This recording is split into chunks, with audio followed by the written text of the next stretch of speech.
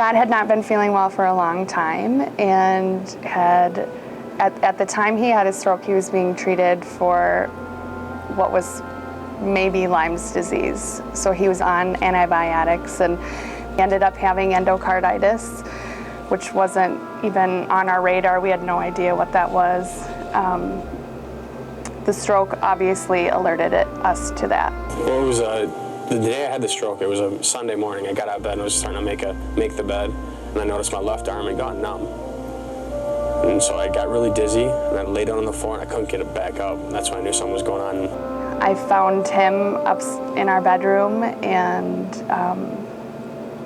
called his parents immediately because they knew as well that he hadn't been feeling well. And we called 911. The EMTs were there quickly. They were very, they helped me calm down. They were very helpful and kind. So the EMTs did a bunch of tests on me associated with the acronym FAST. Kind of like looked at my face, my arms, made me raise my arms, see if I could or not, to just kind of determine if I was having a stroke. And I remember that they put me in a stretcher, carried me down the steps, got in an ambulance outside the house.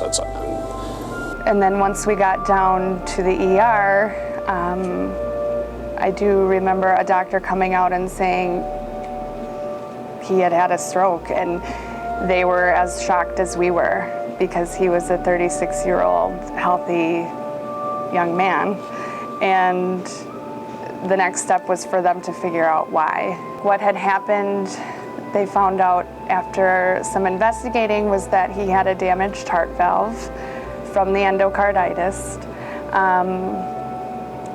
and a piece of that had broken off and traveled up, and that was what caused the stroke.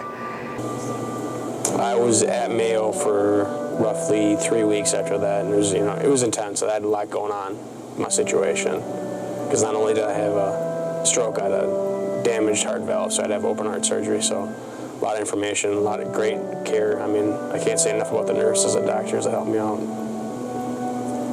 It was just really scary. I think that was the hardest part. So it was so scary. We didn't know anything. And I mean, to go from hearing that he had a stroke, which was a huge deal, to hearing that he had to have open heart surgery. He hadn't even had his tonsils out, True. So that,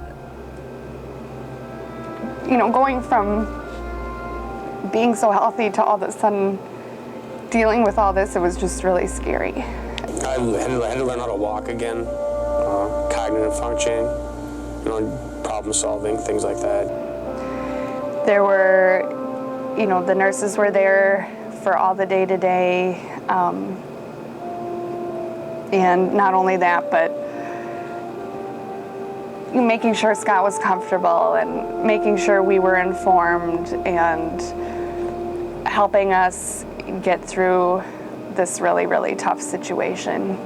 So the day of Scott's heart surgery, I was in the Hearts at Home area with our family members, and we spent the day in there waiting to hear from the surgeons, and it was a nice place where we could all be together and congregate and wait to hear how everything was going. And then when the surgery was done, the surgeons came in and I gave them hugs, and countless people, nurses, doctors, surgeons, and we can't thank everyone enough. I mean, yeah, I would say that the Mayo team, they never left the room without an answer, a question being answered, or a need being met. They were always there. It's hard to put into words how grateful you feel for everything these people have done for us.